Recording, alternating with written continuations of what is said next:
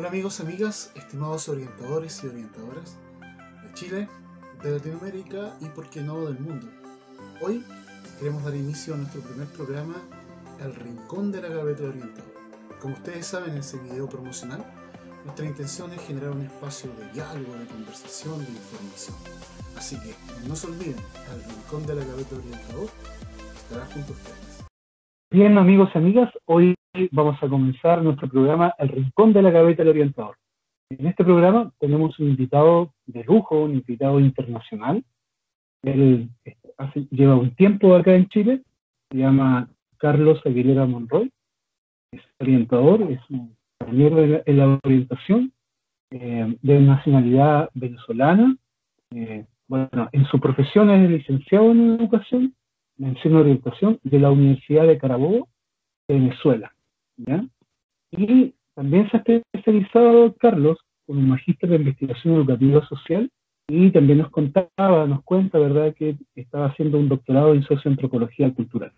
Bueno, hay otros aspectos que vamos a ir conversando con Carlos, así que bienvenido, Carlos. Qué bueno que hayas aceptado esta invitación de ser partícipe de este programa que busca resaltar, visualizar, ¿verdad?, mostrar a los orientadores y obviamente a otras personas de la educación. Así que, Carlos, bienvenido y un gusto saludarte. Muchas gracias, Miguel. De verdad, muchas gracias por esta oportunidad. Bien, Carlos, de acuerdo a lo que estuvimos conversando, la información que obtuvimos por aquí y por allá, tú eres venezolano, pero entiendo que tienes doble nacionalidad. ¿Cómo es eso? Sí, bueno, como tú sabes, Venezuela es un país que desde muchos años, mucho tiempo, ha sido un país de migrantes, ¿no? Que ha recibido gustosamente a muchos migrantes. Mis padres colombianos, ¿ok? Profesionales, contadores con especialidad de auditoría. Y fueron a Venezuela en ese auge, en la Venezuela de los años 78, 80, emigraron a Venezuela a trabajar como contadores. Entonces, nací en Venezuela, pero la crianza, mi crianza de pequeño siempre estuvo en los dos países, ¿ok? En ese momento Venezuela tenía una buena economía, con un barril de petróleo de $100, te podrás imaginar. Entonces migraban mucho. De hecho, mi padre trabajaba en Venezuela y se iba a Colombia a comprar bienes raíces. Entonces, bueno, toda mi familia es colombiana y mi crianza estuvo entre Colombia y Venezuela. Entonces, no, si se escucha que de repente se me sale algún acientico colombiano, bueno, esa de crianza que me pasa o cuando estoy nervioso o cuando estoy bravo, pero el resto venezolano. Sí, se entiende. ¿Podríamos decir que tienes un corazón divino o que se comparte? Sí, sí, es un corazón dividido porque aunque está en Venezuela y mis padres eran colombianos, la casa era como una embajada, ¿sí? Entonces, claro, somos países hermanos, pero el modismo, la crianza es distinta. Por lo menos en Venezuela a las habitaciones de una casa, de un apartamento, se le dice cuarto. En Colombia se le llama pieza. De repente en Venezuela se le dice gripe, ¿sí? El calor. En Colombia se le dice la gripe, la calor. Entonces, esos pequeños detalles o de repente la sentí porque mi madre era paisa y mi padre era de la capital, era Bogotá. Entonces, yo de, de- salía del colegio hablando chamo, chévere, y llegaba a la casa hablando su merced. Sí, señor, listo, listo. Entonces, bueno, esa combinación. Y así pasaba con muchos, con muchos. Yo tenía compañeros de clase que eran venezolanos con padres italianos, que eran venezolanos con padres catalanes, o eran venezolanos con padres portugueses. Entonces nos pasaba igual. Llegábamos a la casa y era como una embajada. Yo tenía una amiga que los padres eran húngaros y no le permitía hablar español cuando llegaban a la casa. Imagínate. Entonces, bueno, se conserva un poco la cultura como tal. Y cuando estaba en Colombia, porque yo viajaba mucho a Colombia, o mis padres me hacían viajar con ellos a Colombia a visitar a la familia en las épocas de vacaciones, me sentía en casa por los modismos, por la tradición, por la comida. Entonces sí, un corazón dividido. De hecho, las anécdotas así, como profesor, a veces me invitaban a hacer congresos internacionales binacionales en Colombia y claro, hablar siempre uno se pone nervioso cuando hace ponencias entre tanta gente y sobre todo en Cúcuta, en Bogotá, daba mi ponencia y ellos pensaban que yo era, o sea, que yo era un profesor colombiano, porque al ponerme nervioso se me salía el acento. Pero sí, un corazón dividido. Eh, entiendo que casado, con hijos. Sí, sí, yo felizmente casado con Evelyn, una mujer maravillosa, inteligente, muy inteligente, para soportarme, tiene que ser muy inteligente, de muy buen gusto, tiene muy buen gusto porque se casó conmigo, no, tiene una mujer muy, muy inteligente, mi esposa es chef, cocina espectacular, y con ella yo le crié dos hijos de ella, una muchacha, bueno, ahorita ya es una mujer casada, está en España, María Gabriela, y en ese tiempo el pequeño, que ya es grande, ya todo un hombre, ya tiene 20 años, que es Luis Gabriel. Colombiana, venezolana.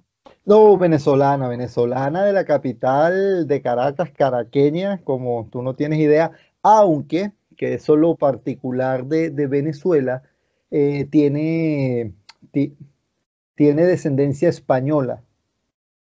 Entonces tú la ves y parece, por la fisionomía, parece más española que venezolana, pero al hablar, bueno.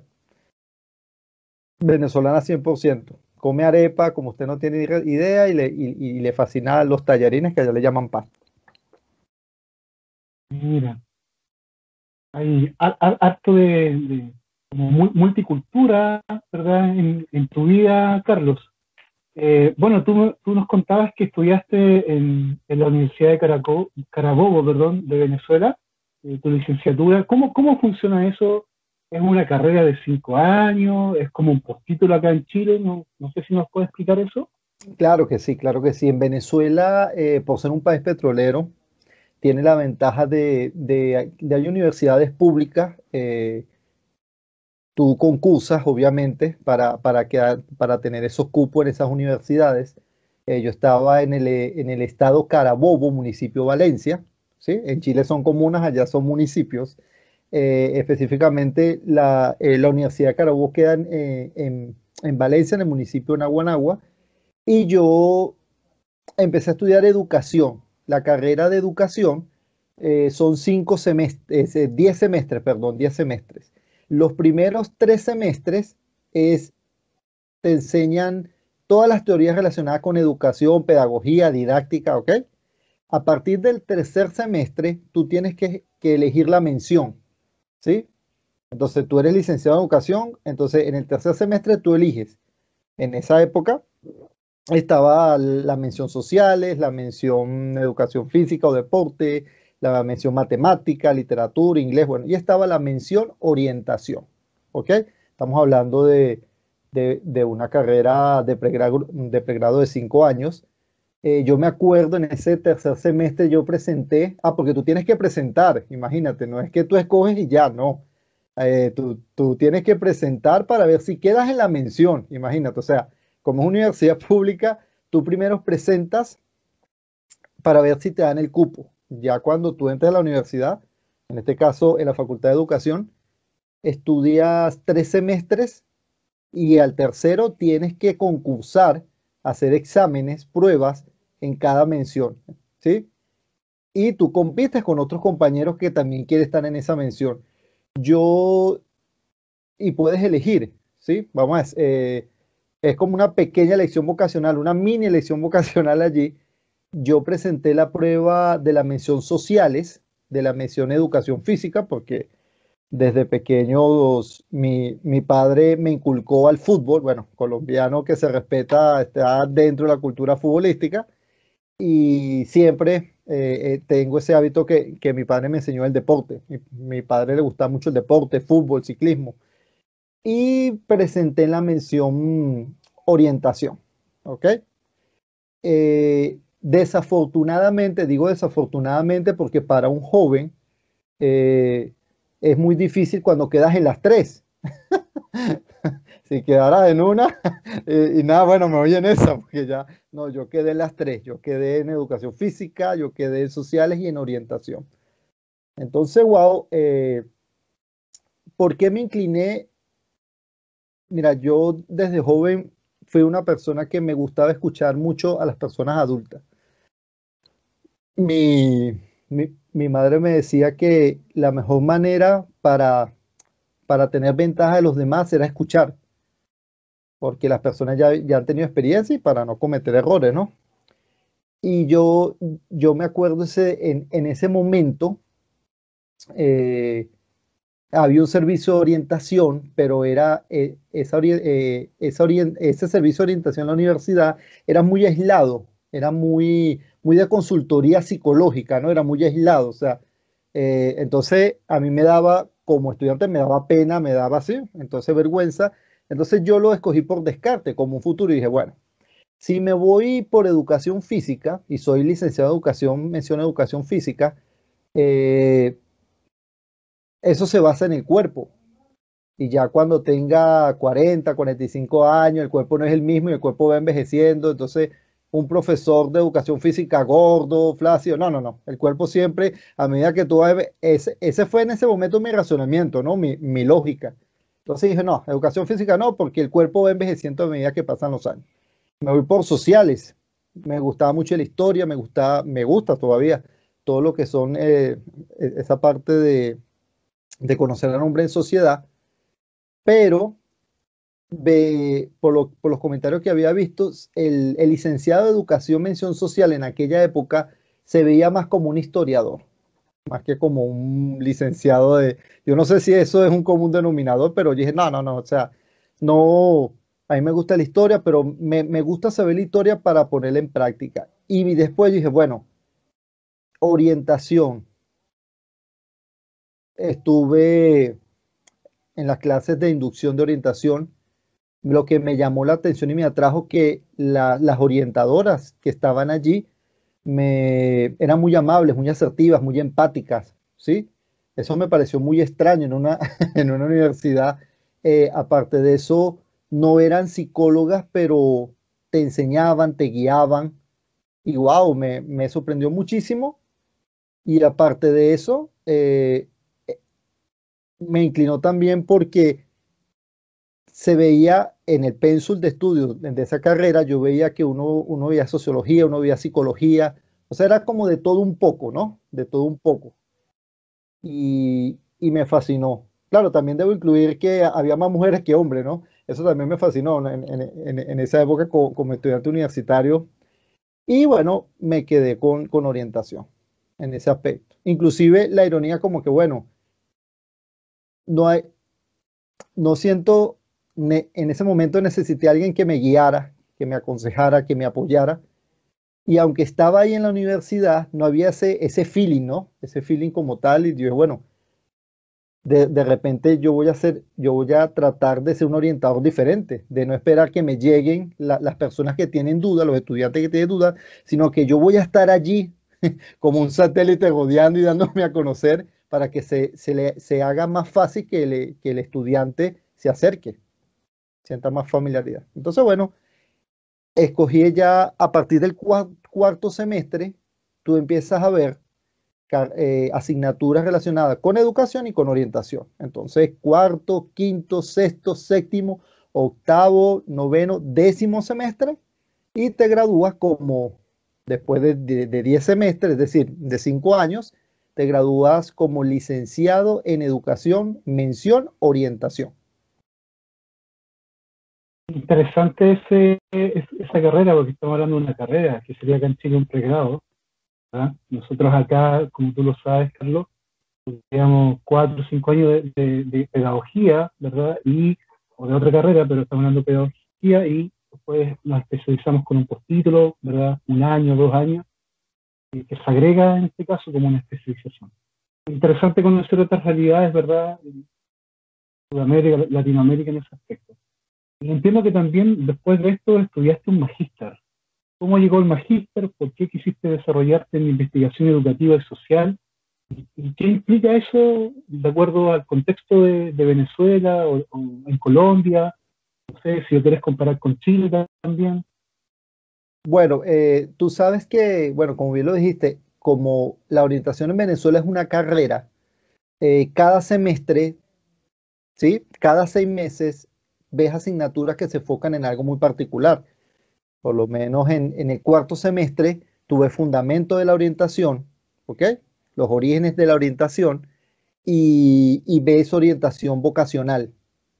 Aparte de que sigues viendo asignaturas relacionadas con educación. En el quinto ves programas de prevención, cómo hacer programas de prevención, ¿sí? Ves test vocacionales. En el sexto, así sucesivamente. Inclusive nosotros en el peso donde yo estaba, en el noveno, tú ves prácticas profesionales docentes y pasantías de orientación, ¿ok? O sea, eres orientado, te mandan a hacer tus prácticas docentes como docente en un salón de clase, ¿sí?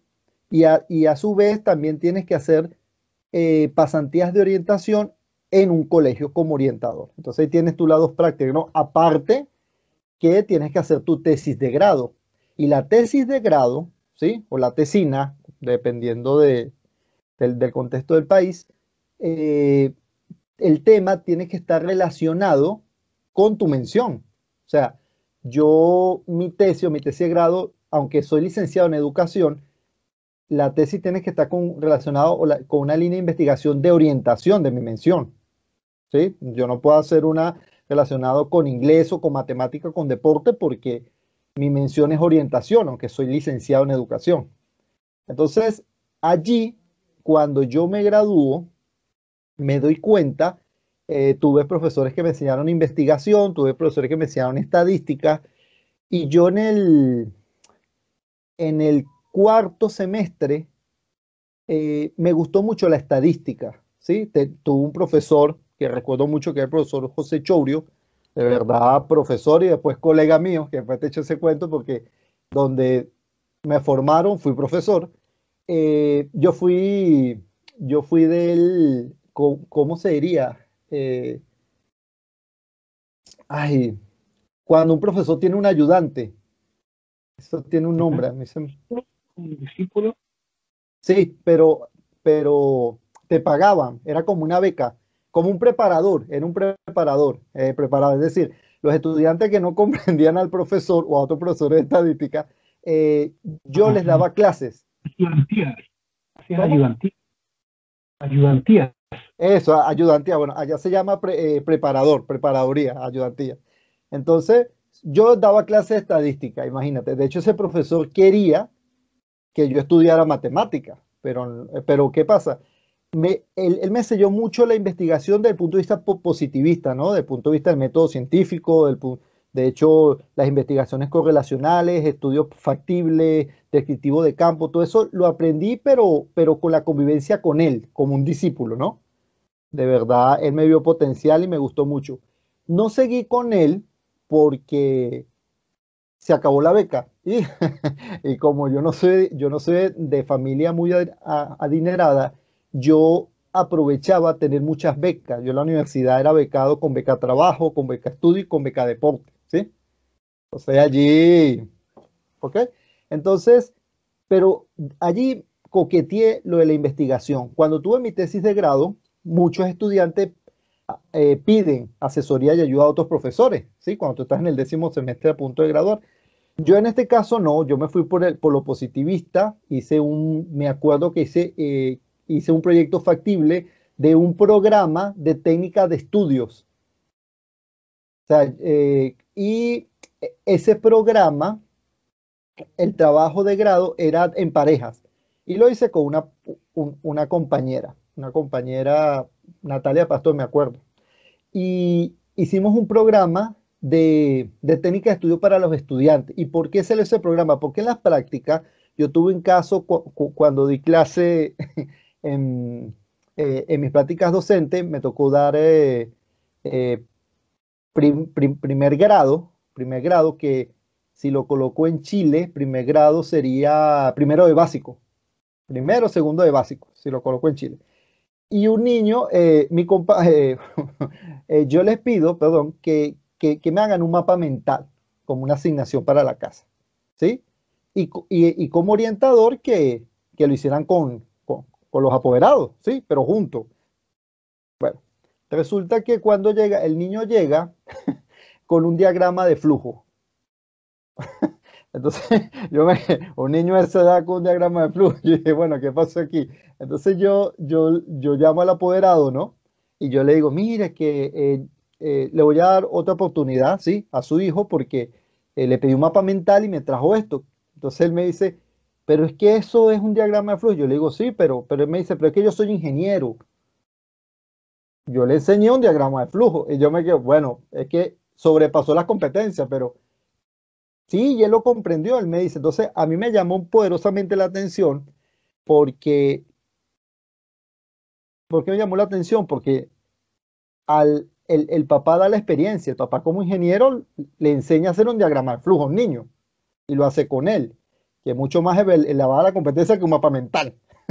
Y yo dije, oye, la investigación positivista, la cuantitativa, a- ayuda mucho a estandarizar las conclusiones. Y si es muy buena, puedes llegar a un 99.99%. Pero ¿qué pasa con ese 1% que es la cualidad? ¿Sí? Entonces yo cuando fui a evaluar a ese niño, digo, ¿qué hago? Porque si me voy por los estándares positivistas, por el estándar científico, él no cumplió la competencia. Pero si me voy por lo cualitativo, la sobrepasó. Entonces cuando yo me gradué, yo dije, wow, yo voy a hacer una maestría, pero quiero hacer una maestría de investigación. Porque para estudiar ese fenómeno no había ningún libro que yo pudiera investigar sobre eso, sobre eso que me pasó. Entonces yo me acuerdo que hay un profesor orientador que se llama el profesor Felipe Morillo, que lo quiero mucho, eso fue también como otro maestro para mí. Él me decía que la investigación te ayudaba a ir más allá de los libros, que la investigación era como que tú vieras el libro de la vida real. Entonces, o sea, tú te quieres adelantar a los libros, investiga primero. O sea, ve al campo, ve a la praxis, ve al fenómeno. También estaba la maestría de orientación y asesoramiento. Pero entonces yo dije, bueno, si yo soy licenciado en educación, mención orientación, ¿para qué voy a hacer una maestría de orientación? ¿Sí? Es como llover sobre mojado. Entonces hice la maestría de investigación porque eso me va a ayudar a crear nuevo conocimiento. Y de hecho fue espectacular porque me, me abrió muchos métodos para acercarme más al fenómeno y comprender muchas situaciones sociales en mi vida que no que aceptaba sin comprender y entender. Dentro de eso mismo que tú explicabas, Carlos, y obviamente vamos a ir a la pregunta esencial, ¿ya? Allá en Venezuela se pagaba por estudiar el pregrado, magíster. Bueno, tú conoces la realidad chilena, entonces puedes hacer esa comparación. No sé si nos puedes contar. Claro, mire, como te dije, Venezuela es un país petrolero, obviamente con un Producto Interno Bruto del país alto. Las universidades públicas son universidades públicas gratuitas como tal. De hecho, claro, tú puedes pagar, eh, la inscripción era algo era una tontería, es como que tú pagues aquí en una universidad la inscripción 1.000 pesos chilenos, o sea, ¿sí? Pero o sea, sí era gratuita, todos los beneficios, claro, tú pagabas tu fotocopia, tú pagabas los libros o las fotocopias, ¿sí? Pero los servicios eran gratuitos, el comedor universitario, todas las oportunidades de becas. Imagínate, yo tenía beca deporte, tenía beca estudio por mi promedio y tenía beca trabajo que yo los fines de semana trabajaba de protocolo en un teatro, pero tenía que mantener mi promedio para que no te daban un buen sueldo, pero era una beca que te daba algo. Pero sí, obviamente, por eso tenías, era muy engorroso entrar a esas universidades públicas venezolanas porque mucha gente necesitaba entrar a esa universidad. Imagínate la competitividad, o no, vamos a llamarlo bien, la competencia en que todos querían entrar, porque hay varias carreras, varias facultades, y tú tenías que estudiar y prepararte para poder entrar. La calidad, ¿quedaste conforme con tu formación, tanto en la licenciatura, en el magíster? Sí, sí, yo tuve profesores muy bien preparados, incluso que no habían salido del país y que sí salieron del país. De hecho, en Inglaterra, eh, en Estados Unidos, y lo que no habían salido del país era muy bien preparado. Yo estuve muy conforme, de verdad. De hecho, hay una profesora chilena que está aquí, que de verdad aprecio mucho, que fue mi profesora, pues fue mi colega, que la profesora Amanda Rodríguez. De verdad, un abrazo, yo la quiero muchísimo porque aparte de darme clase a nivel vocacional, me empujaba, me motivaba. Yo era un joven que trabajaba y estudiaba, ¿sí? Y al trabajar y estudiar tenía diferentes horarios. Ah, eso es lo otro. La universidad tenía desde las clases de las 7 de la mañana hasta las 11 de la noche, imagínate. Los transportes, habían transportes gratuitos. Entonces tú podías manejar, o sea, claro, yo como trabajaba manejaba diferentes horarios y los profesores de orientación, aparte de que te daban clase a nivel cognitivo y bien preparados, eran humanos, tenían esa empatía, esa asertividad. Yo me acuerdo, bueno, no sé si la profesora escuchará esto y se reirá. En una clase la profesora Amanda me quedé dormido y yo me colocaba al frente de la clase, o sea, yo me colocaba al frente de ella para escucharla porque decía cosas muy interesantes y también para no dormirme porque yo venía del trabajo trasnochado y me quedé dormido y yo me acuerdo claro que ella me agarró, me despertó, me dijo, Carlos, vaya, tome agua, despiértese y entra. No ha pasado nada. Después hablamos. ¡Wow! Esa mujer me cautivó. Porque si estuviese en otro, en otras menciones, prácticamente me bota o me insulta, ¿sí? Entonces, todos los profesores que me tocaron a mí de esa mención, todos los orientadores tenían eso. Ese era el común denominador, esa asertividad, esa calidad de gente que, aunque te enseñaban y te exigían a nivel cognitivo, prioritario era el humano. Eh, Hoy día, de acuerdo a lo que tú sabes, ¿se sigue dictando este sistema de pregrado en Venezuela?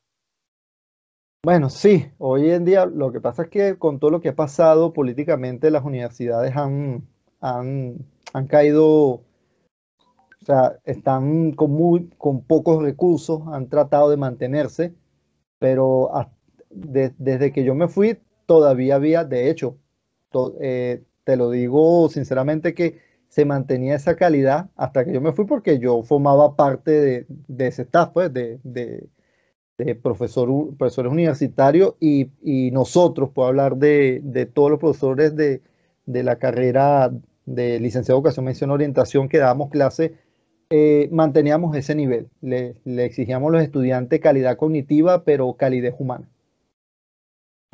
Entiendo. Bueno, yo creo que la pregunta que te voy a hacer ya fue contestada en todo lo que tú comentas, pero por protocolo tengo que hacerlo. Es, ¿qué te motivó a ser orientador? Mira, desde que yo nací he sufrido, no, he vivido porque a veces los sufrimientos te enseñan. He vivido muchas circunstancias y como te decía al principio, las aceptaba para seguir adelante, pero no las comprendía ni las entendía. Y nadie me las explicaba, ¿sí? Te puedo decir una circunstancia biológica. ¿Tú has visto la película esta de Forrest Gump? Sí, Bueno, ¿tú te acuerdas que ese personaje cuando es niño tiene problemas en las piernas y tiene unos aparatos? Bueno, sí, entonces, a, a mí me pusieron esos aparatos y yo desde que tengo uso de razón, yo tenía las piernas muy dobladas y mis padres fueron a un ortopedista y yo con ese aparato hasta dormía. De hecho, yo dañaba los colchones porque eran de hierro, eran completamente. Y se me acomodaron las piernas después que yo duré creo que 4 o 5 años con esos aparatos. Imagínate cómo estaban mis piernas. Y yo era un niño. Cuando a mí me quitan esos aparatos, yo lo que primero hago es correr. Y a mí, y hasta el momento me fascina correr. Entonces, esa situación, claro, mi madre me la explicaba, mi padre me la explicaba, pero no me llegaba la información. ¿sí? Entonces yo decía, ok, o sea, no se hacían entender y ellos me los explicaban. Y así yo lo acepté y seguí adelante. Y muchas situaciones he visto y me han tocado en la vida que las acepto, no las logro a terminar de comprender ni entender, pero las acepto para seguir adelante. Entonces, cuando yo veo la carrera de educación, mención, orientación, me llama mucho la atención porque ellos utilizan el proceso de enseñanza y aprendizaje para orientar. Yo creo que ahí está la clave, porque la psicología en sus consultorías utilizan otros métodos, pero el paciente no lo acepta porque es el psicólogo y es una autoridad científica, pero él acepta el veredicto, el juicio, el diagnóstico de un psicólogo, de un psiquiatra, de un médico, pero lo acepta, pero no lo entiende ni lo comprende. Entonces, a mí me cautivó eso. Y yo, cuando empecé a orientar, yo quería que las personas comprendieran y entendieran su situación antes de que la aceptara. Y obviamente, como la orientación está arropada de la educación, nosotros como educadores nos capacitan con didácticas, con estrategias, con pedagogía, con andragogía, y se nos hace muy fácil hacernos explicar. Y wow, de hecho, como orientador, en mi praxis orientadora, cuando me llegaba un joven con un problema o una situación, si lo quieres ver positivista, con un problema, si lo quieres ver positivista o cualitativo, con una situación o fenómeno, y él empezaba a hacer catarsis con K y con C. Después que él hablaba y se deshogaba, yo escuchaba para hacerle la retroalimentación, pero para que él comprendiera y entendiera su realidad antes de aceptarla y buscar una solución o una salida. Y se me hacía mejor la orientación en mi caso. Y así vi muchas personas que aceptan las situaciones porque les toca, porque tú no puedes prevenir lo social, ¿sí? Tú puedes venir lo que tú haces en lo social, pero lo social no puedes prevenir. Tú puedes prevenir en saludar bien a una persona, ¿sí? Yo te saludo bien, lo lógico es que tú me contestes bien el saludo, pero de repente si yo te saludo bien y tú me contestas mal, yo no puedo prevenir eso. Entonces ahí viene ya, o sea, comprende y entiende qué pasa para que después acepte y no te vayas de bruces, no te vayas de una vez, y bueno, y ahí está todo. Y entendí y veía a mi alrededor muchas personas que aceptaban para seguir adelante, pero no entendían ni comprendían y después eso que no entendía y comprendía, llegaba un momento que les llegaba en sus vidas. Por lo menos tenía un amigo que nunca aceptó la muerte de su padre, no, perdón, la aceptó, pero nunca comprendió ni entendió por qué murió. Tenía 15 años y a los 30 años fue que se abrió conmigo y me dijo, Carlos, te quiero como orientador, no te quiero como amigo en estos momentos. ¿Por qué me pasa esto? ¿Por qué yo rechazo toda autoridad? Yo tengo problemas con mi jefe, yo tengo problemas con todo lo que es más. Y yo dije, wow. Y el proceso fue, o sea, comprende y entiende. Y cuando comprendió y aceptó y entendió lo que ya había aceptado, yo digo evolucionó, pero fue como que, o sea, como que él se dio cuenta y dijo, wow, ya entiendo. Sí, sí, entendible. En este viaje, Carlos, bueno, tú llegaste a Chile y acá, ¿cómo ha sido tu vida en Chile? ¿Cómo estás trabajando? ¿Qué estás haciendo? ¿Cuánto tiempo llevas acá en Chile en este proceso? Mira, yo en Chile llevo 3 años y medio. Eh, en Chile yo entré como colombiano, yo no entré como venezolano. Eh, y el proceso de trabajo va a depender a tu estatus migratorio. O sea, cuando tienes permiso de trabajo, hay unos oficios o trabajos que puedes aceptar, o sea, que te dan y hay otros que no. Cuando tú tienes la primera visa, que es la visa temporaria, Hay algunos trabajos que tú puedes aceptar, pero hay otros que no. Y cuando tienes la visa definitiva, puedes acceder a otro trabajo a nivel laboral. De verdad, Chile me ha recibido excelente en cuanto del punto de vista laboral y económico, obviamente. Pero en los actuales momentos, ahorita que estoy esperando mi visa definitiva, he buscado un trabajo seguro. Es decir, no tengo mi familia acá, yo tengo mi familia en Colombia, mi esposa y a mi hijo, y yo estoy buscando un trabajo que me dé seguridad, ¿sí? En Chile, más que me dé ganancia. ¿Por qué?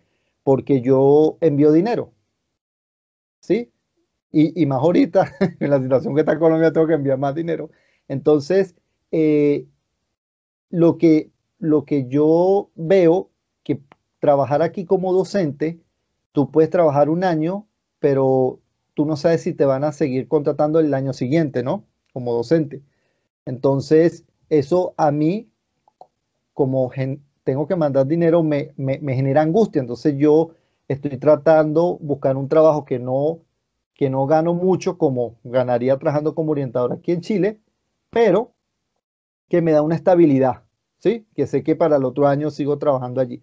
Por otra parte, en estos momentos estoy en un limbo porque obviamente Chile no estaba preparado para esa masa migratoria, obviamente, y se han estado actualizando y al estado actualizándose, Migración Chile, me imagino cambia la logística, cambia la estructura, sus funciones, y se ha tardado un poco. Entonces, en este momento se me venció la visa temporal. Tengo, metí la solicitud con la visa definitiva, pero estoy como en un limbo. Entonces, cuando voy a un colegio a, a buscar un trabajo de orientador, me piden el RUT, o sea, los papeles. Pues entonces, cuando ven que sí, pero no, o obviamente me dicen, no, mire, profe, venga cuando tenga su carnet vigente, cuando tenga ya todos los papeles en regla. Entonces, bueno, esos son procesos que uno como migrante tiene que respetar de cada país y hay que tener paciencia. Complicado en este contexto también, trabajar con la paciencia como estamos viviendo. Carlos, ¿y tu experiencia acá en Chile suma a tu vida? Seguramente me va a decir que sí, pero ¿ha sido una grata experiencia? ¿Te quieres seguir quedando acá en Chile? ¿Piensas en algún momento volver? ¿Qué has pensado? Si lo has pensado, me imagino. Bueno, en estos momentos, si te digo mira, una de las cosas que uno aprende cuando uno le toca migrar es que uno planifica un futuro inmediato, porque nosotros los venezolanos nunca pensamos en migrar. De verdad, yo ya tenía mi vida hecha en Venezuela, ni siquiera en Colombia, porque tuve la oportunidad, no, mi vida hecha en Venezuela tranquilamente. Y bueno, ahí está la variable interviniente que no, que no investiga el positivismo, que no la toma en cuenta. Entonces, cuando pasa esa situación, wow, tú empiezas a migrar y te das dando cuenta que las planificaciones que tú haces, la haces para tú sentirte seguro y seguir adelante, pero obviamente no lo puedes planificar todo. Entonces uno trata de ir planificando metas cortas, ¿sí me entiendes? Ahora, a mí se me ha hecho fácil porque mis padres eran migrantes. Eso es algo interesante, ¿no? Eh, yo nací en Venezuela, me crié entre Venezuela y Colombia, mis padres eran colombianos, pero yo viví y vi cómo mis padres, como migrantes en Venezuela, trabajaban, ¿sí? Y ellos tenían un modo de vida, y me imagino así muchos venezolanos con padres, obviamente extranjeros, eh, saben ser migrantes, vamos a decirlo así. O sea, estamos acostumbrados a tener dos o tres trabajos, estamos acostumbrados a dormir poco porque vimos a nuestros padres haciendo eso, ¿ok? Porque no están en su país. A diferencia de otros coterráneos, de otros venezolanos que tienen padres venezolanos y no están acostumbrados a migrar. Entonces a mí la migración se me ha hecho fácil. Inclusive yo trabajé en Ecuador, yo trabajé en Perú, estoy en Chile, me falta Argentina, Uruguay, pero no, hasta aquí me quedo. Eh, entonces uno planifica con metas cortas. Ahorita lo que me agrada de Chile es que tiene una excelente economía y, y es un país que tiene muchas universidades y me gusta eso, me gusta la parte cognitiva de Chile. Me siento identificado porque me gusta esa parte cognitiva, esa formación. Y ahorita, como te digo, a corto plazo, tengo el trabajo aquí en Chile, un trabajo que me da esa estabilidad, ¿ok? Esa estabilidad para, el- para el último de cada mes poder enviar. Aparte de eso, hago mi praxis orientadora online, ¿sí? Eh, tengo como profesor universitario, tengo a ex estudiantes que están venezolanos, que al igual que yo migramos, están regados por el mundo y, y me piden mis servicios de orientador, de orientación, porque me conocen y sí. Entonces ahí hay una remuneración económica. Eh, También en la parte de investigación hago proyectos, eso es importante. La maestría de investigación te ayuda a que tú puedas vender proyectos sociales a otros países, a fundaciones, ¿sí? Entonces, y también hago asesorías de maestrías y de pregrado, de trabajo de grado o de investigación. Entonces allí, como ustedes dicen, tengo mi trabajo oficial en Chile y tengo mis pololitos online. Y una que otras conferencias internacionales por personas que ya me conocen, que sobre todo en investigación, en orientación, y bueno, ellos dan una remuneración económica, entonces hay otros que no lo dan. Yo igualito las acepto porque me, me gusta compartir lo poco que yo sé, porque de repente hay personas que necesitan ver ese conocimiento desde otro punto de vista y bueno, yo creo que tengo esa facilidad. Sí. Hartas cosas, Carlos, pero bueno, mientras te sientas cómodo, te guste, y qué bueno que también te sientas cómodo acá en Chile con nuestras virtudes y nuestros defectos, ¿verdad? De hecho, eso, bueno, yo sé que tú tienes conocimiento, que hace poquito, luego de 30 años, ¿verdad?, se derogó la circular 600, estuvo tratando de ser algo importante acá en Chile, y se derogó y se publicó la resolución exenta 2076 del Ministerio de Educación. Yo entiendo que tú lo leíste, tienes tu punto de vista, tu opinión, y me gustaría saber, o a las personas de acá de la Gaveta del Orientador, también nos gustaría saber qué piensas tú de esta resolución, de luego de 30 años, ¿verdad?, tener un nuevo documento. No una ley, pero sí una actualización, por decirlo así. Bueno, yo sí lo leí, lo analicé, me llamó mucho la atención y uno de los aspectos que me llamó poderosamente la atención es que utiliza la palabra que la orientación es recomendable. Wow, allí, o sea, hablan también el extenso, el exento, habla también de la orientación que al final dice que es recomendable, o sea, no es obligatorio. Es como que yo te diga, mira, yo te recomiendo a esta persona, es lo mejor que existe, pero no meto las manos al fuego por esa persona. Entonces, ¿para qué me la vendes de esa manera? Y entonces me causa mucha curiosidad ese aspecto porque no es obligatorio. Lo otro también importante es que la orientación no tiene un papel primordial, sino es como que uno más de ese desarrollo continuo del ser humano. Tú sabes que cuando yo leí ese exento, me vino a la cabeza dos palabritas importantes, ¿no? Que es la orientación a nivel profesional y la orientación personal. Y por lo que yo veo que toma muy en cuenta es la orientación profesional, que la orientación profesional simplemente es el proceso de ayuda o de asesoramiento para preparar al estudiantado para una profesión o una carrera, ¿sí? Y obviamente allí los psicólogos pueden ayudar muchísimo con su test. Y eso sabemos que viene de 1908 de Parson cuando busca tratar en Estados Unidos que necesita la mano de obra, entonces él trata de armonizar el trabajo y la elección ocupacional, Sabemos que eso viene de allí, pero la orientación no es nada más eso, no es nada más lo vocacional. O sea, yo veo que, ¿dónde está la orientación personal? ¿Dónde está? Ok, excelente, la orientación profesional la ve nada más de lo vocacional, pero ¿dónde está esa orientación personal? ¿Dónde está ese proceso continuo integrado, ¿sí? Que se da en un contexto educativo, donde tenemos la facilidad, porque eso es una de las ventajas que tiene la orientación, que de repente no lo tiene la psicología. Mira, cuando tú revisas los fundamentos de la orientación, tiene unos fundamentos filosóficos universales que te habla de la unicidad de la persona, de la libertad individual, de la vida colectiva, ¿sí? Tiene unos fundamentos sociológicos cuando te dice que el hombre está centrado en el homo faber, en el hombre que hace, en el hombre productivo, en el hombre consumidor, y obviamente los fundamentos psicológicos que te hablan de que el hombre es una unidad social, ¿sí? De que el hombre armoniza con los demás, pero también tiene que armonizar consigo mismo. Entonces yo veo que ¿dónde está esa orientación personal?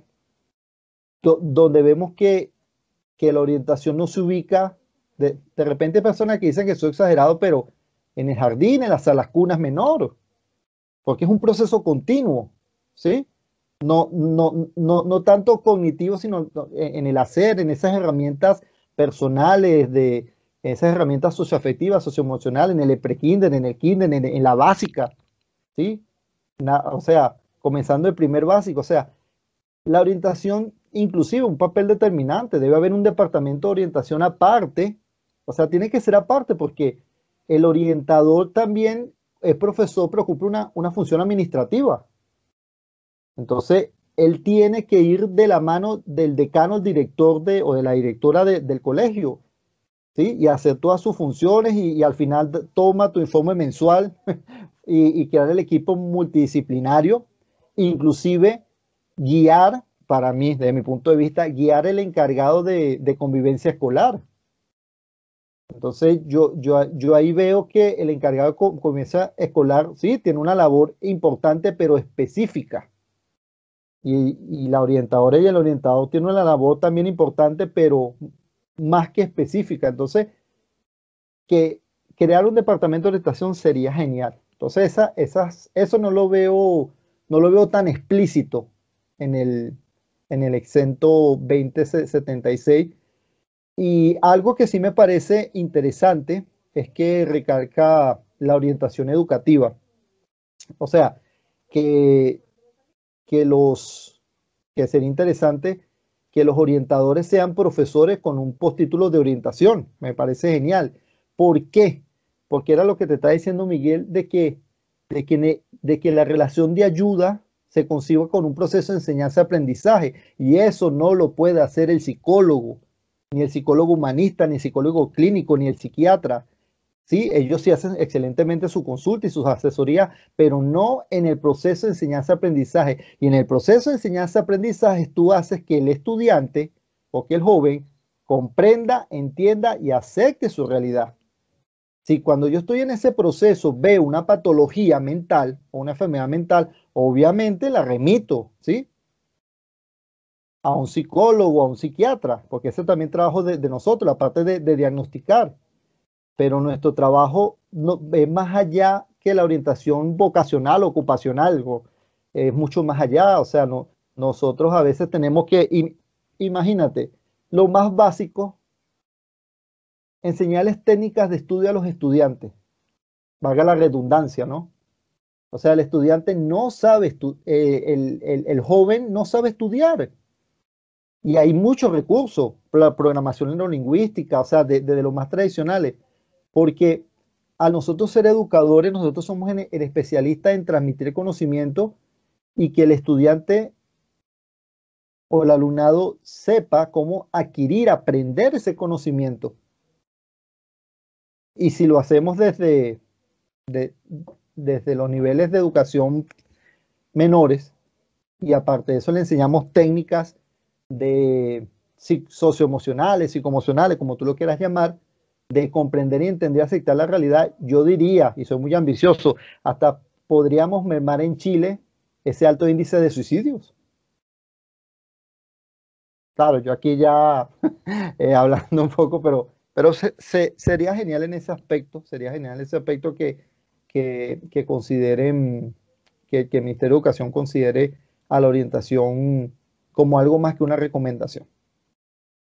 Sí, mientras tú explicabas desde tu punto de vista, Carlos, bueno, yo soy un convencido que en los colegios, en primera instancia, el modelo de programa es súper necesario, ¿ya? Eh, y ojalá que con el tiempo también se vaya generando esa necesidad de trabajar con modelos de programa, eh, obviamente como corresponde, con evaluaciones, ¿verdad?, durante su proceso.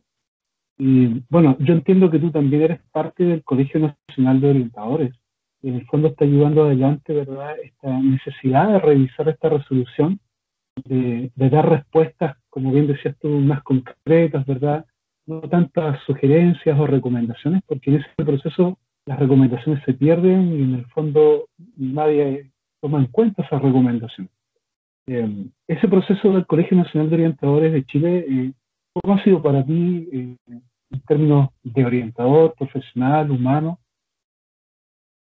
Mira, para mí, primero es un honor que me hayan invitado, un agrado que lo esté acompañando a ustedes en la creación y en la conformación y ahora que ya, que ya estamos desde el punto de vista jurídico bien constituidos legalmente, empezar a dar respuesta, ¿no? Empezar a dar respuesta, porque muy fácil es hacer crítica, ¿sí?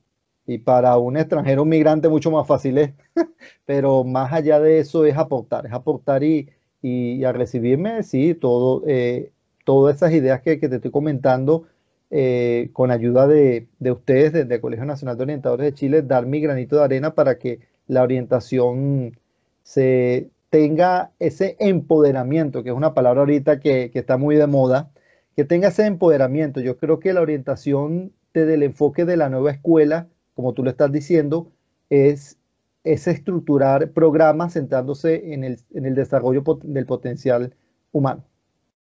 Yo creo que esa orientación del enfoque pedagógico tradicional, que es que facilitar al estudiante la adaptación en el medio social donde está envuelto, eso hay que cambiarlo, eso hay que hacerlo, programas que se centren en el desarrollo del potencial humano, porque no todos las personas van a ser profesionales universitarios.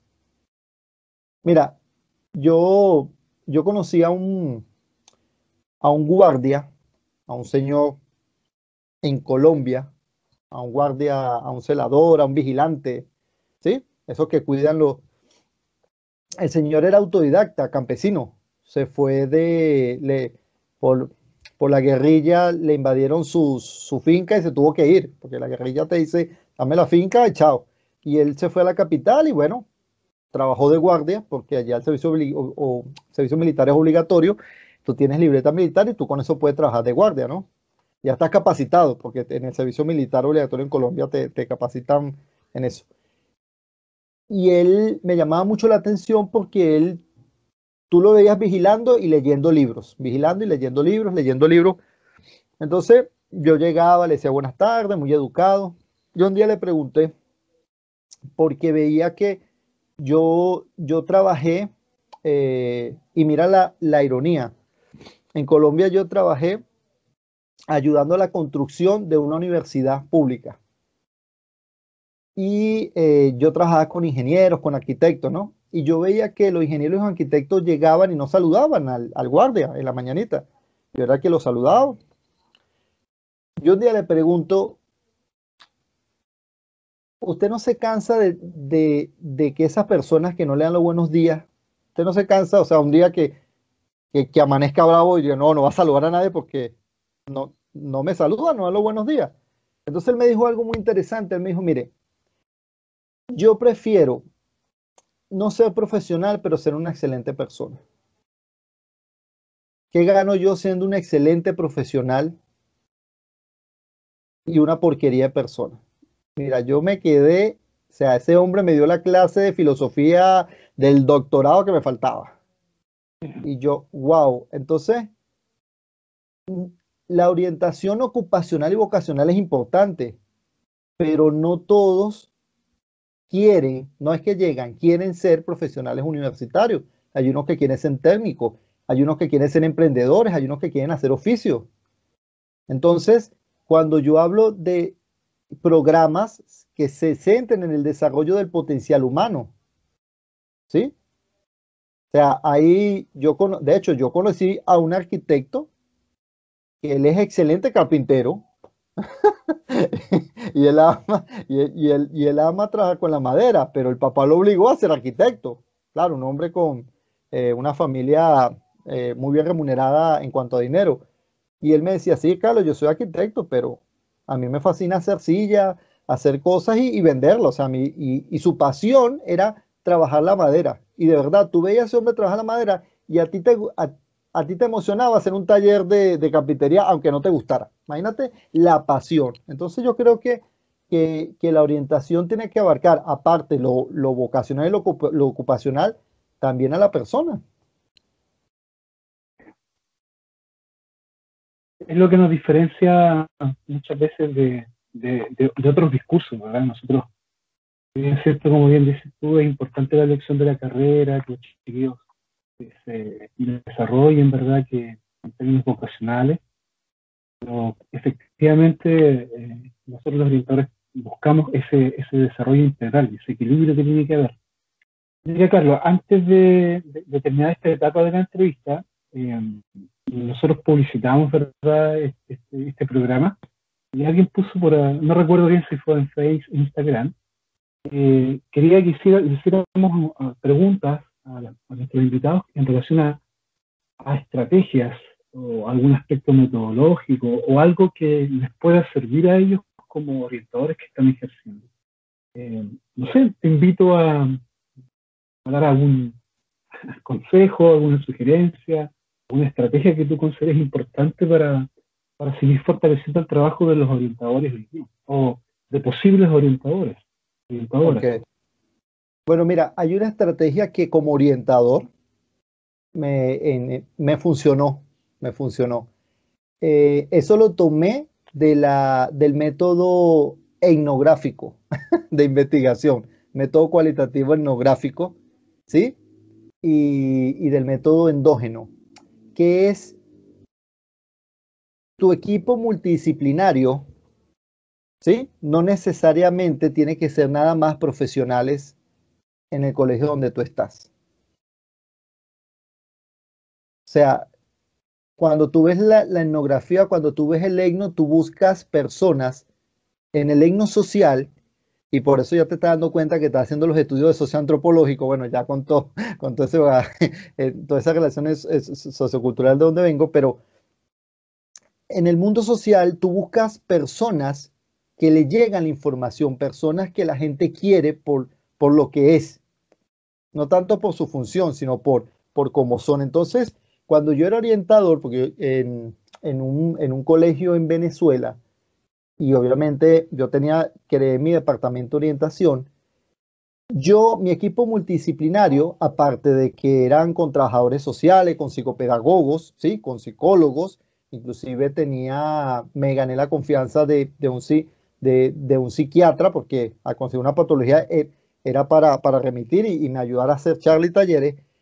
Mi equipo multidisciplinario también constaba, y mira, te vas a sorprender, con personas que en el colegio hacían oficio. La señora auxiliar de limpieza, esa era fundamental para mí, porque esa mujer ve todo, observa todo y tiene información y le llega información sin querer. Mira, esa mujer era valiosa para mí. De hecho, hay una película chilena ahorita que ganó un premio que se llama El Topo. Es muy interesante la película, me gustó mucho. Ella era como eso, o sea, ella le llegaba la información y sabía mucho, sobre todo cuando yo le decía, mira, tengo a este muchacho que se desmaya, no está desayunando, y trato de llamar al apoderado y al apoderado y nunca aparece, y no sé quién es, adivina quién sabía dónde vivía y quién era y a la hora que llegaba y todo, ¿sí? Otro caso también era el jardinero, porque en el colegio donde estaba había un jardinero. Entonces él sabía donde los estudiantes se fugaban, donde los estudiantes se reunían porque a veces no entraban a clase. Entonces, ese formaba parte de mi equipo multidisciplinario. Entonces, son consejos para los orientadores. No se fijen nada más en lo profesional, sino también fíjense en lo social. Allá en Venezuela habían colegios que tenían cantinas que vendían comida dentro de los colegios y también fuera. También yo me llegaba, me hacía amigo de ellos, mira, soy el orientador, les ayudaba, los orientaba, ¿sí? Establecía una relación, una amistad, una relación, porque ellos también formaban parte de mi equipo multidisciplinario. Incluso otra estrategia era hacer eventos, Día del Padre, Día de la Madre. O sea, no esperaba que alguien me dijera, yo mismo, no, yo los organizo. Y yo ahí también me ayudaba a darme a conocer y acercarme a los estudiantes. Entonces sería el segundo, ¿no? El tercero, yo realizaba en Venezuela se hace, en Venezuela el orientador en las horas de orientación, él hace el taller, él hace la charla, ¿sí? Él la hace primero, después para que el maestro, el profesor jefe o el profesor vea, después la hace el orientador con el profesor conjuntamente y por último la hace el profesor solo. ¿Por qué? Porque yo también tengo que empaparme y cuando yo hago, ¿y por qué en Venezuela el orientador tenía que hacerlo primero? Porque es la manera de diagnosticar de mano. Cuando a mí me decían, no, que este estudiante es rebelde, que este estudiante no, déjame primero verificarlo yo. Y la mejor manera es estar allí. No soy profesor de ellos, pero hay un espacio que me ayuda a darle charlas y talleres y ahí me voy involucrándome con ellos, o como decía el profesor Alejandro Moreno en Venezuela, me estoy metiendo en su vida, soy el homo, así como está el homo sapiens, él decía que estaba el homo convivalis, el que convive, ¿sí? Entonces, el orientador es un profesor amigo o es una profesora amiga, es que yo no le puedo contar esto a los profesores pero este profesor sí no es cómplice, pero sí me va a entender, no me va a juzgar porque veo que él es asertivo, veo que él busca ayudarme, veo que no busca juzgarme o mandarme a la dirección o acusarme. Entonces yo creo que esas son técnicas que son importantísimas, la parte de convertirte en un socializador y catalizador de energía. Inclusive,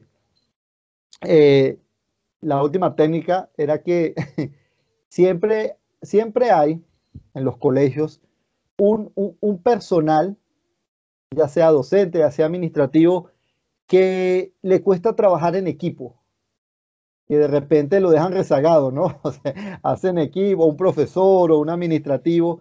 Entonces, tú como orientador y orientador que estás capacitado para eso, yo a ellos los atraía. Le decía, mire, profesora, mire, usted sabe que yo necesito su ayuda, ¿será que usted me puede ayudar a asistirme? Porque nosotros tenemos esa capacidad y ahí tenía otro miembro del equipo multidisciplinar. Bueno, Carlos, agradecemos esas sugerencias, ¿verdad? Esas estrategias, ¿verdad? Y queremos pasar a otra etapa de esta entrevista, ya finalizando. Es un poco juego y un poco reflexión.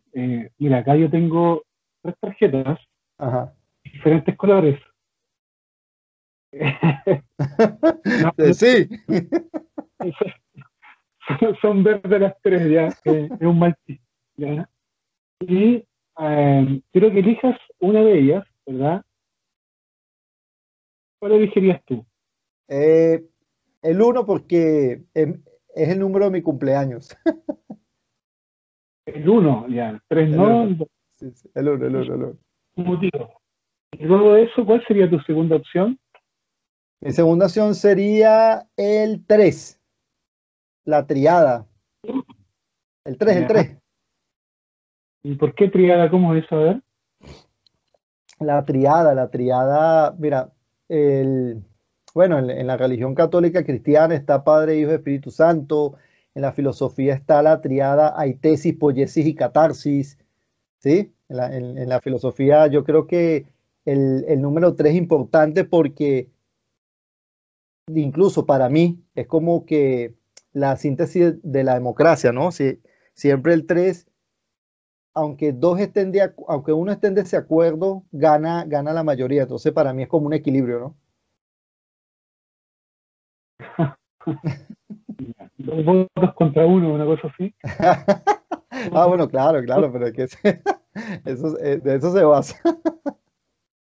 Eh, Mira, aquí le pedí ayuda a mi esposa que sabe algo de dibujo y quiero que me digas tus sensaciones, qué se te viene a la mente, ¿verdad? Con estos dibujos. Esos son unos lentes de sol, yo creo que por la forma año 80, coquetos, de mujer coqueta. ¿Ya? ¿Tú usas lentes? Sí, uso, pero nada más para cuando estoy trabajando en la computadora y obviamente por la luz, pero si duro mucho tiempo trabajando en la computadora me lo tengo que colocar. Ya. Ese es un barco transatlántico grande. Eso me recuerda al Titanic por el humo y el barco a vapor. Y obviamente ahí está, mira, para que veas, tiene 3 ventanas y tiene 3 niveles. ¿Has viajado tú en barco, Carlos? No, no he viajado en barco. La única, la única anécdota que tengo de un barco fue cuando tuve la oportunidad de dar un taller en la naval en Venezuela. Un taller a los militares sobre control de emociones, imagínate. Y fue en un barco, y fue un barco grande. Pero quieto, no zarpó, estaba ahí quieto. Ya. Bueno, algún día vas a tener que venir a Valparaíso, ¿verdad? Y ahí a dar una vuelta ahí en la bahía ahí con las lanchas, ¿verdad? Porteñas. Ese es mi primer carro. Mi primer carro fue un Volkswagen Escarabajo. Mira, Lo compré con mi ¿qué color sueldo. era? ¿Ah? ¿Qué color era?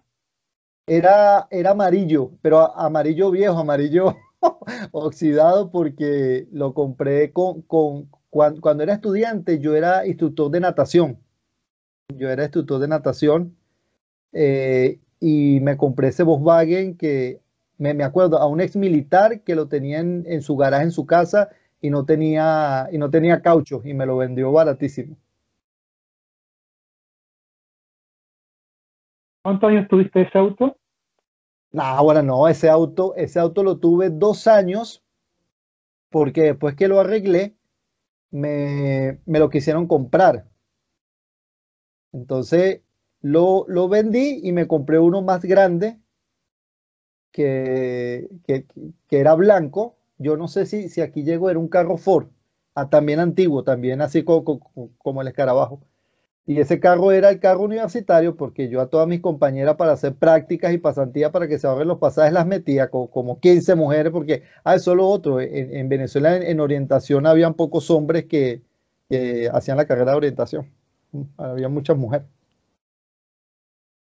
Interesante ese dato. ¿Y por qué crees que pasaba eso? ¿O pasa?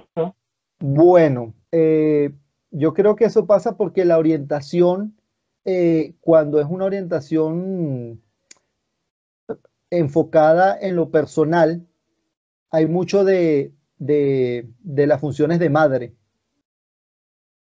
Por lo menos en Venezuela, de hecho hay teorías de eso interesantes, del matriarcado, del matricentrismo, pero en Venezuela esa relación de ayuda, ese apoyo, esa empatía, esa armonía, se ve más en la mamá que en el papá, desgraciadamente, ¿no? Desgraciadamente, sí, sí hay papás, pero bueno, pocos papás que cumplen esa función.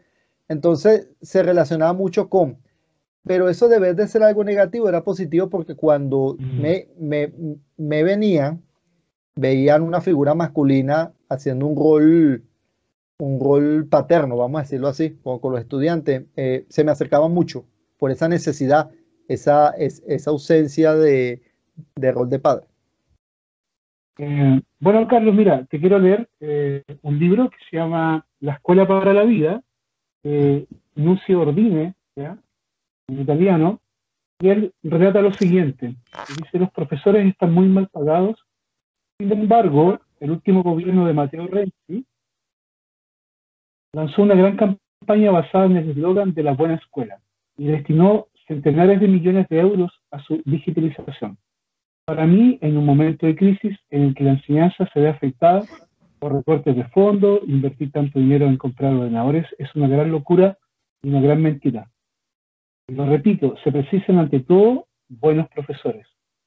Hoy en día, en nuestra sociedad en la que todo se mide y valora por el criterio del beneficio instantáneo, el prestigio social de los profesores de escuela y de universidad se ha perdido. En los años 60 y 70, en Calabria, mi región natal, Italia, ¿verdad? El profesor que enseñaba en la escuela gozaba de un prestigio extraordinario. La gente acudía a escucharlo, a hacerle preguntas, a pedirle consejo. Ahora, en cambio, la sociedad desprecia a los profesores. Su trabajo mismo ya no se considera relevante. Es cierto que hay algunos demasiados que no hacen honor a su responsabilidad. Esto también debe decirse. Pero yo continúo creyendo que existen muchos buenos profesores, tanto en la escuela como en la universidad, y que no son valorados como merecen. El buen profesor dedica la vida a la enseñanza, que no es una profesión, sino una vocación. ¿Algo que decir, Carlos, sobre lo que te acabo de leer? Claro. De hecho fuerte, porque el primero que me criticó fuertemente que yo escogiera la carrera de educación fue mi padre. De verdad, claro, él me decía que me decía que no iba a ganar mucha plata, que iba a ser pobre, que si yo era tan inteligente, ¿por qué no agarrar una carrera que me daba más remuneración económica? Obviamente en ese momento no lo entendía su punto de vista, ¿no? Porque acuérdate que él es contador, auditor. Él, claro, en Venezuela como auditor ganaba plata y obviamente cubre tus necesidades básicas. Y ahorita entiendo, porque él me lo decía, no era de mal, era que obviamente él veía que el futuro tenía que ser con una buena remuneración. Pero él no entendía la parte de lo vocacional, ¿sí me entiende? Aunque él le fascinaba su trabajo, él no entendía que uno es docente no por el hecho del prestigio, como los profesores universitarios japoneses, imagínate, es un prestigio extraordinario, sino que uno transforma vidas. Yo creo que aparte de dar un conocimiento, es un estilo de vida. Mira, yo le decía a él que nada más bonito, ok, con eso no se paga cuentas, obviamente, pero nada más bonito y me está pasando ahorita, que en los diferentes países donde yo he estado, que he trabajado en Colombia, en Ecuador, en Perú, y ahorita por lo que pasó en Venezuela, hay muchos venezolanos en todo el mundo. Yo iría caminando y, profesor, en Perú, y yo volteaba, un estudiante, ¿sí? O por lo menos, mire, profesor, disculpe, ¿dónde está usted? Necesito un consejo. No, yo estoy en Chile. Ay, profe, yo estoy en España. ¿Será que? Mire, le voy a echar, le cuento mi situación y usted me dice qué le parece. O sea, es transformar vida. O sea, es un estilo de vida, es un estilo de vida. Y a nivel vocacional es eso, evocar, viene de adentro. No, nada más sabroso cuando tú ves que, por lo menos me pasó con los niños, porque yo tuve la fortuna de estar en los diferentes niveles. Cuando tú ves que cuando un niño o una niña empieza a leer, que tú lo agarraste que no sabía ni decir la A, o cuando un adulto, o cuando un joven confía en sí mismo, o cuando daba clase de posgrado, y cuando tú veías que esas personas que trabajaban y estudiaban te pedían consejos, o sea, de verdad que y era mucho, Y hoy en día, mira, para que veas, hoy en día, después de tantos años, eh, mi padre me dijo, bueno, definitivamente usted es uno de los hijos más pobres que tengo, pero económicamente. De lo otro, usted es muy rico, me dice. Y ahorita tengo el privilegio de que mi padre, tengo conversaciones con mi padre que no es de padre a hijo, sino es de amigos. O sea, el hecho que tu padre te diga, Carlos, ¿qué opina de esto? Carlos, aconséjeme de esto. ¡Wow! O sea, es una cosa, yo creo que, o sea, es una cosa maravillosa. Y sí, no todo el mundo sabe ser docente. Yo siempre le decía a mis estudiantes, todo el mundo puede dar clase, todo el mundo puede ser instructor, pero no todo el mundo puede ser educador. Y de verdad esas palabras me llenan. Y lo sigo siendo, lo sigo siendo. Yo creo que es un estilo de vida, Miguel, es un estilo de vida. Yo donde voy, donde trabajo, aquí en Chile he tenido diferentes tipos de trabajo, como tú no tienes idea, desde que llegué, desde copero, garzón, asistente de cocina, o sea, yo aquí he hecho de todo y siempre termino educando, siempre termino enseñando, o sea, a mis sustitutos, o sea, eso es algo que se lleva en la sangre y eso es algo que para mí yo me siento súper orgulloso. Y cuando empiecen a pagarle bien a la educación, cuando empiecen a pagarle bien a los docentes,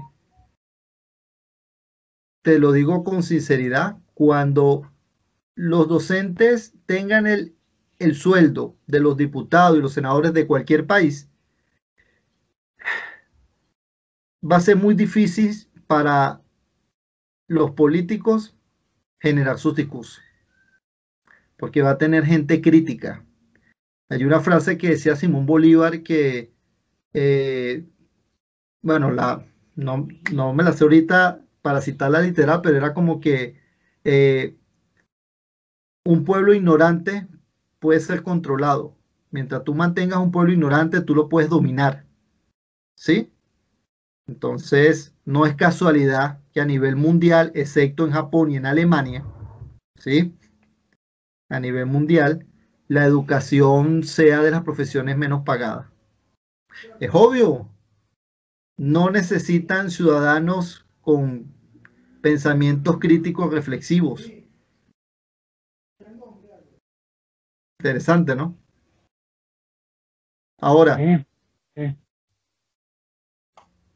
y en las universidades pasa así. De hecho, una de las cosas que hizo el gobierno venezolano fue atacar, atacar a las universidades porque nosotros hacíamos nuestro trabajo. La palabra universidad es universo de ideas, universo de opiniones, donde tú le enseñas al estudiante universitario, aparte de un contenido, a ser crítico, a ser reflexivo, ¿sí? A ser mayéutica, a ser hermenéutica, utilizar la mayéutica socrática. Oye, unas personas con esos niveles muy difícil, tú la puedes engañar con un discurso o lo puedes engañar con un premio por optar por un voto. Wow, y esa es la labor de nosotros. Liberar mentes alienadas. Nuestra labor como docente y más como orientadores eh, es una hermosa labor, pero implica una tremenda responsabilidad. Mira, Carlos, yo queremos agradecerte como programa, como la Gaveta del Orientador, como el Rincón de la Gaveta del Orientador, y queremos mostrarte una sorpresita. Bueno, por interno tú nos vas a enviar la dirección porque te tenemos un regalo. Te voy a Allá. mostrar aquí, sin envoltorio aún, pero acá yo tengo una cajita, ¿ya? Y esta cajita tiene algo, ¿ya? Tiene dos cosas, ¿ya? Una, la voy a soltar acá, es como los niños. Sí, sí, estoy a la expectativa. Uy. Obviamente está nuestro logo, ¿verdad? De la Gaveta del Orientador como blog, como página, pero acá dice algo muy, muy, muy cierto. 100% orientada. Wow, ¿Ya? gracias. Esta tacita es una forma de darte las gracias por haber participado en este programa, ¿verdad? Gracias. Obviamente ahí cuando se tome su cafecito, su tecito, lo que sea, para que se acuerde de nosotros. Y también queremos compartir, este es un regalito, nosotros vamos a promocionar también dentro del programa, dentro del blog, ¿verdad? Los emprendimientos, ¿ya? Wow. Estas son galletas, no las voy a abrir, ¿verdad? Pero son galletas que tienen van a tener harto significado para ti. Así que cuando te llegue este embarque de acá, desde la quinta región, ¿verdad? Desde Villa Alemana a Santiago, ahí usted le saca una fotito Claro. y nosotros lo devuelva y lo podemos publicar ahí de la evidencia que llegó. Estas son galletas hechas por City, ahí después vamos a aparecer por aquí, por acá, por allá, va a aparecer la dirección, ¿verdad? Agradecemos también este emprendimiento que nos colabora y así otros emprendimientos ahí que estamos haciendo una especie de canje, ¿verdad? Excelente. Lo hemos hecho a pulso, ¿ya? Y nuestro fin es compartir la experiencia de orientadores como tú, de orientadoras y personas significativas para la orientación, para la educación. La verdad que ha sido un agrado conversar contigo. Ojalá se pueda resolver ese tema ahí de los papeles, ¿verdad? Porque eres un tremendo aporte, serías un tremendo aporte, o deberías hacer un tremendo aporte para un colegio, ¿verdad? Pero también para la academia, para la educación superior. Creo que tienes mucho que aportar. Eh, me quedo dando vuelta a temas relacionados con la investigación, así que ojalá que en algún momento podamos hacer algo juntos también. ¿Ya? Yo soy más amigo de lo cualitativo, tú lo sabes, pero creo que hay mucha área para investigar acá en Chile, hay mucha necesidad, y nosotros los profesores orientadores, tenemos que darle asunto a eso, tenemos que especializarnos no solo con un postítulo, sino con un magíster, ¿por qué no con un doctorado, verdad? Así que de verdad un abrazo desde acá, desde el rincón de la gaveta de orientador.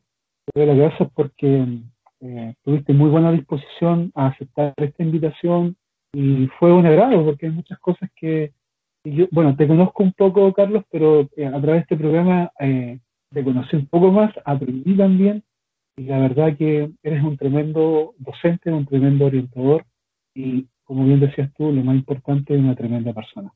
Así que un abrazo para ti, para tu familia que está a la distancia también. Así que muy, muy agradecido. Un último mensaje para nuestros seguidores de la Gaveta, para el programa, Carlos, y con eso damos por terminado esta parte de la entrevista, ¿verdad? Bueno, no, muchas gracias a ti, Miguel, de verdad por la invitación. Es necesario, la gaveta del orientador es necesario. Bueno, y agradecer a todos aquellos profesores y educadores que son orientadores, que son orientadores que sí se necesita, es importante y vamos a trabajar en eso. Vamos a trabajar que aquí en Chile la orientación sea una bandera para ayudar a todas esas personas, jóvenes, ancianos, adultos, niños, porque es necesario. Y agradecerles a todos ellos porque sí, ser orientador es un estilo de vida. Más que una vocación, yo lo veo como un estilo de vida porque uno hasta de espalda orienta. Uno no se da cuenta y hay personas que te están mirando cuando tú eres orientador y sin hablarte te toman como ejemplo de persona, porque me ha tocado y tú te quedas como que, wow, yo hice esto y yo ni siquiera le hablé a esta persona y gracias a eso me tomó como ejemplo y de verdad que la elección vale la pena. Y bueno, y agradecerte a ti por tu disposición y por crear la gaveta del orientador y gracias por el regalo. Necesitaba mi taza porque aquí aprendí a tomar mucho té. Mi compañero de trabajo toma mucho té, de verdad que es. Y bueno, gracias. Muchas gracias, Carlos. Y bueno, esta sección la damos por terminada y seguimos con la última parte de nuestro programa, El Rincón de la Gaveta del Orientador. Saludos. Hasta luego. Bueno amigos, como ustedes se habrán dado cuenta, estamos llegando a la parte final de nuestro programa, El Rincón de la Gaveta Orientador. Definitivamente hoy día nuestro invitado, ¿verdad?, es excepcional. Nos dejó varias enseñanzas, nos contó su experiencia de vida y también como orientador. Así que agradecemos a nuestro invitado por esta entrevista, que es la parte central de nuestro programa. Y recuerden, no olviden de visitarnos, ¿verdad? Así que recuerden que en este blog van a poder encontrar, como lo tengo acá abierto, ¿verdad? Diferentes áreas. Por ejemplo, siempre estamos publicando una vez a la semana oportunidades de empleo para orientadores, como también empleos en educación y en general. También recursos hay en la columna de la derecha, ¿no? Se divide por 3 columnas de nuestro blog. Hay recursos, ¿verdad?, para orientador educacional, vocacional, laboral. También hay temas que tienen que ver con tesis, ¿verdad?, en el área de la educación, en el área vocacional, desde la orientación, algunos libros, ¿verdad?, varios recursos gratuitos, en realidad que casi todos son gratuitos, en diferentes áreas. Así que siempre estamos ahí publicando, ¿verdad?, artículos, noticias, ¿verdad?, aspectos que son importantes que todo orientador debiera conocer. Y también estamos entrelazados con el Colegio Nacional de Orientadores, que consideramos que es muy importante esta instancia, ¿verdad?, de que estemos todos organizados. Así que usted va a revisar ahí, se van a encontrar, vuelven a asistir con diferentes artículos relacionados con la orientación. Así que no se olviden, están todos invitados a seguirnos. Por consiguiente, damos por terminado nuestro programa El Rincón de la Gaveta del Orientador. Saludos, nos vemos en la próxima entrevista.